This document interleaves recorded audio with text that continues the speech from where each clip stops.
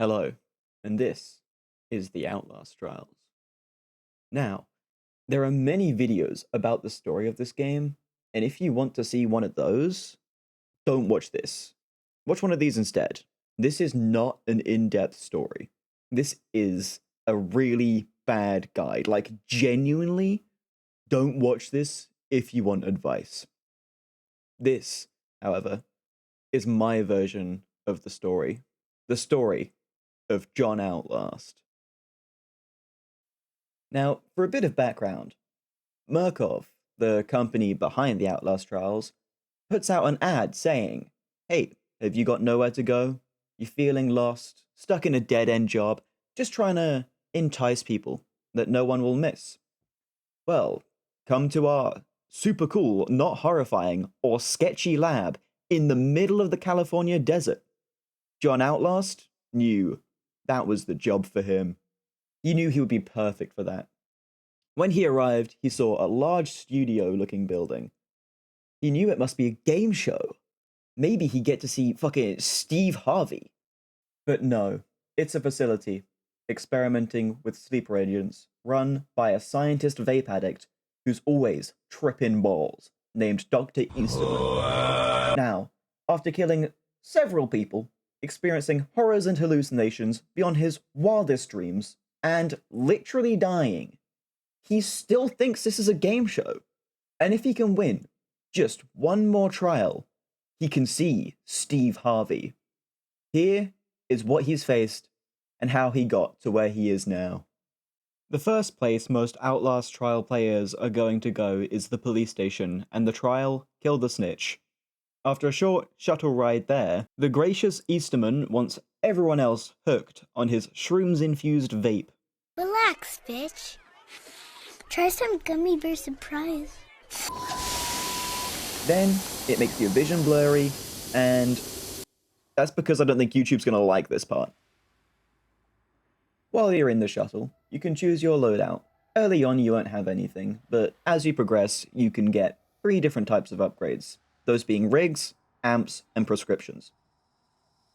Rigs are machines made by a kidnapped engineer named Cornelius Noakes. Oh, you were expecting me to go through the upgrades? I told you, this is not one of those videos. Alright, fine. I'll go through some of them. Are you ready for this? Pay attention here. Stun. Surprisingly, it's stun. Barricade barricades. Heal heals. Blind stuns. X-ray doesn't matter because no one uses X-ray. And jammer disarms and later reverses traps, revives, unlocks, oh yeah, and stuns. The other 2 categories of upgrades are amps, which are small bonuses you can give your character, such as you escape when you've been grabbed, or you can unlock locks with bricks, or the other ones are prescriptions. These are small upgrades to your character itself, giving you things like increased stamina, things like that. These are purchased with tokens. Oh, you don't have enough currency for your prescription? Something something American healthcare.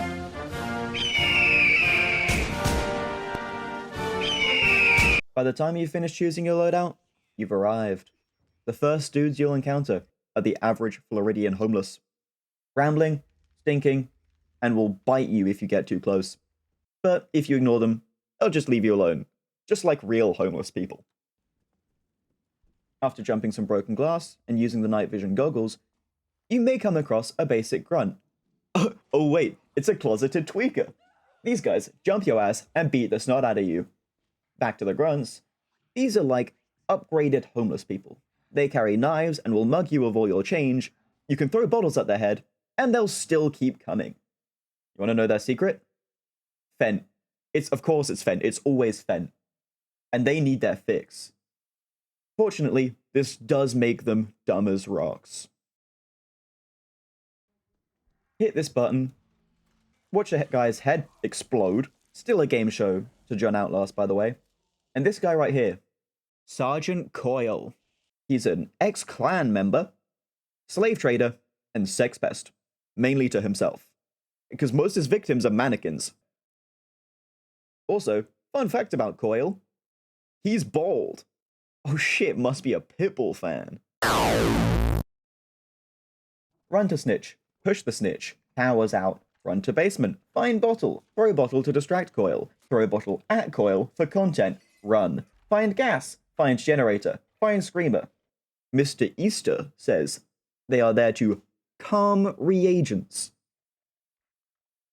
When making noise, he screams and alerts everyone to his location. We don't want that. Throw bottle at screamer, pour gas, flicky flicky, the vape man arrives. He's a victim of Eton Mess's exposure therapy. Hide. Wait. Coil. Wait. Come on. Coil, move. Coil. Coil, move. Move. Crank that shit harder than a dedicated No Nut November participant on the 1st of December. Run. Throw a bottle at the homeless person because it's pretty funny. Fun fact, you can do that in real life too. Please don't do that. I don't want to be blamed. Back to pushing the snitch. Just some fun facts while I'm pushing him along. He was a reagent, like you. Another sleeper agent. A failed one. To move him through the police station, you have to look at the TVs to find the correct symbol to find the key. Search the Chestusies. Why did I write that? Time to see Mary. We call her Mary, because she's not Marge. She's Massive Mary. She's a real one. She leaves you alone for the most part. Marge, however, large Marge. So I was just looking through the wiki, trying to find some pictures for editing, and I found something a little strange. So it's, you know, the usual stuff for big grunts. Brutal, simple-minded. Apparently they're sometimes flirtatious with the reagents, and they're also the most lustful compared to others except Coil, and are easily turned on. Murkoff personnel are warned to avoid making them accidentally aroused. So the rest of the trial is just doing the same as the start. It was sort of the tutorial section. It's avoid enemies, find keys in bodies, and push the snitch to the end. So while that's going on in the background, I'll tell you some more of the lore. So I've mentioned Easterman a few times now, but who is he and what was he doing? He's a scientist who was hired by the CIA to try and figure out how brainwashing works, as the CIA believed no one would willingly be communist unless they were brainwashed.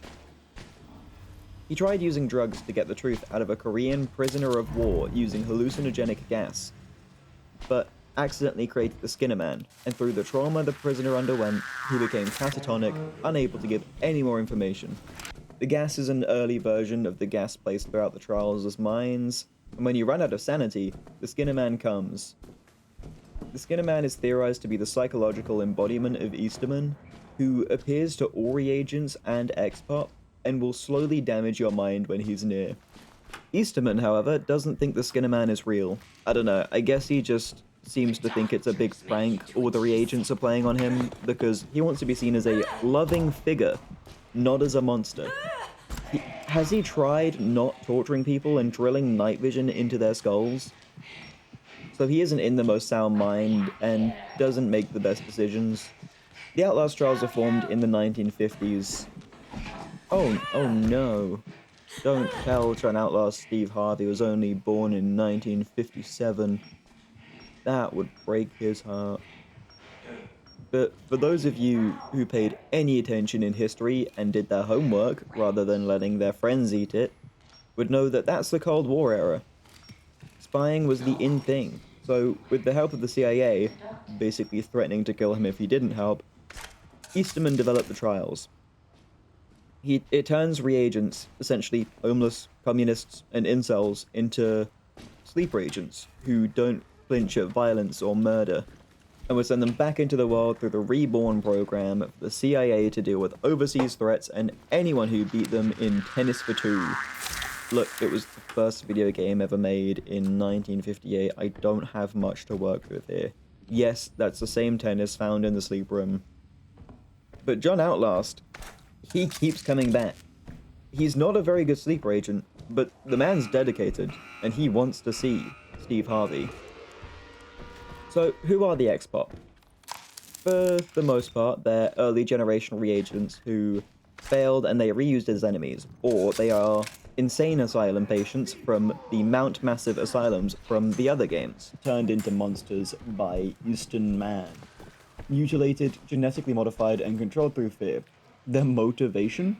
They're just pumped with enough drugs to kill a small horse and told the reagents are communists, go have fun. There are 10 types of X-Pop, not including prime assets, and I don't include scapegoats because those guys are just objectives.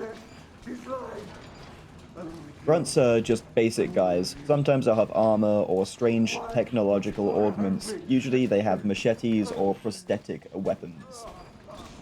Big grunts, however, are slower, so easier to run away from, and they hurt a lot more. They're given more steroids than Sam Sulek, and there are 4 large grunts in the game, which I've taken to naming. Brother Billow. Oh, baby, it is! Baby on the go! Ah! Leroy. Large Marge. And Massive Mary. Sometimes they carry weapons, and that just makes them break down doors faster. Next would be Pouncers. These are people who hide in the hiding spots around the map, and just like my ex-wife, can't seem to shut the fuck up, so they aren't very good at hiding. The Screamers I spoke about earlier. Loud noises scare them, and screaming is their therapy. They will make you drop things, stop you from running, and are just a nuisance more than anything, and I think they might just be autistic. The Pitcher is an annoying little bitch who no one likes. He, she, or they, because once again, no one's really sure. Doesn't do much damage, but they probably will hit you, and that's gonna stop you from getting that A+.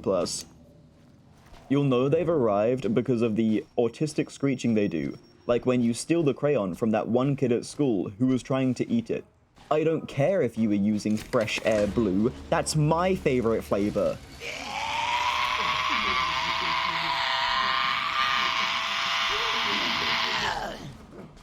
He throws Molotovs, which usually miss, and breathes fire by spitting concentrated moonshine at you.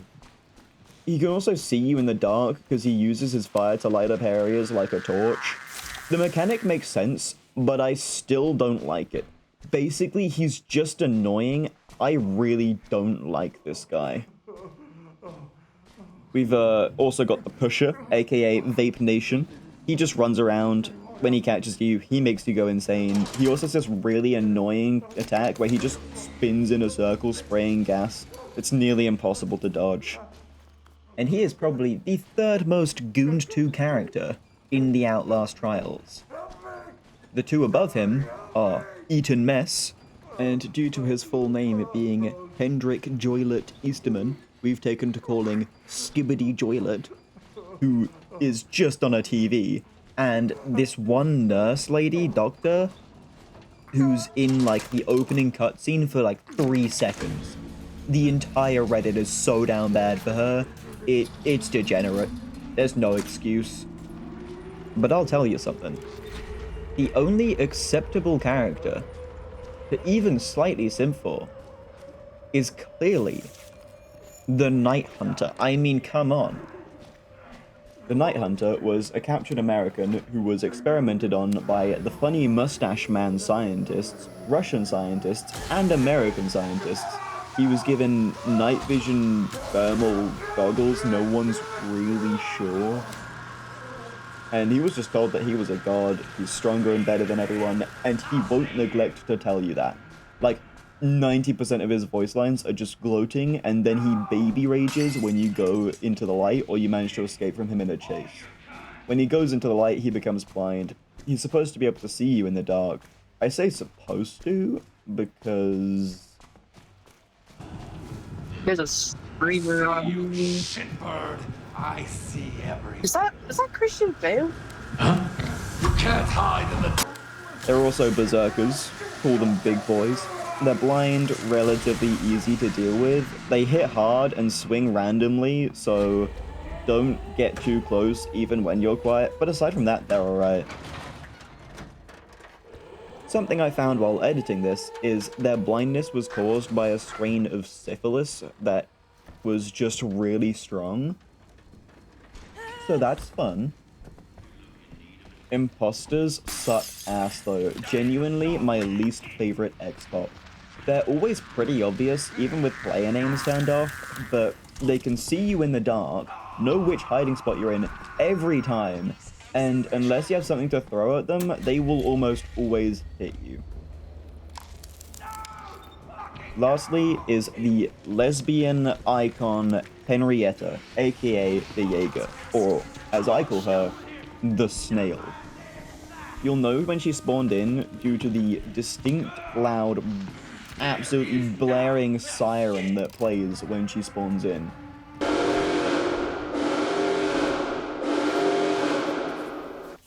She's in love with Doris, the shadowy dame, and the best way to describe her gameplay is a mortal snail. Nothing can stop it. It always knows where you are, and it will instantly kill you. But luckily, she's slow. She's, like, really slow. You can outwalk her for the most part. So, why is Outlast Trials such a good game? It's the randomness of the trials. It's so varied, it keeps you hooked. It'll feel like a Romanian gangbang every time with how unsure of where you are and how surrounded you will be. The locations of objectives and the enemies spawned in will change from trial to trial. The difficulty curve between intensive and psychosurgery is so steep that what used to feel like getting tased in the balls will feel like a Pleasure Max 9000 when you return. And you always want that A+. Let's be real, some of you just want to hear the Eater Man say that he loves you, and you know who you are. And I haven't even spoken about the multiplayer side of things. You can cuck your teammates in so many different ways. You can throw bottles at their feet when the enemy is 2 feet away. Oh, yeah, you're I don't want to stop.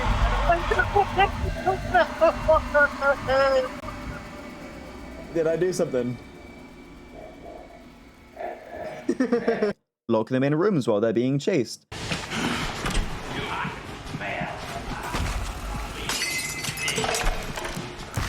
Set off gas mines with bricks as they walk past, sending them into a manic frenzy. And it will never not be funny. You can also use teamwork, I guess.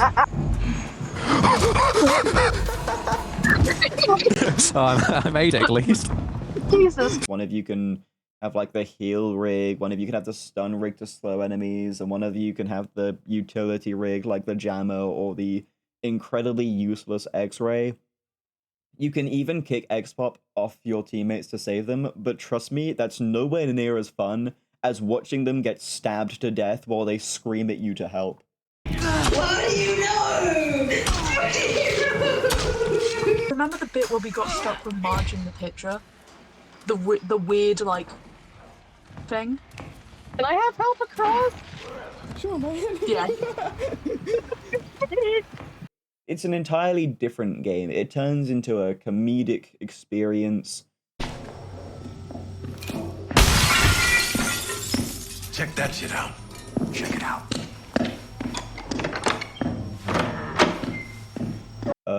It can be harder as well, because the amount you need to do scales with the players you've got. And if your teammates suck, then you're going to have to do twice as much. But I have owned the game for about 2 months, and bearing in mind, I am employed and a student, I still managed to fit in over 150 hours on this game. So, do I recommend the Outlast Trials? Absolutely, yes. Solo or with friends, it's gonna be a blast. You're gonna enjoy it. So just play it. Next video, we'll be going over some of the Mother Gooseberry stuff. Anyways, I don't know how to end videos. Bye.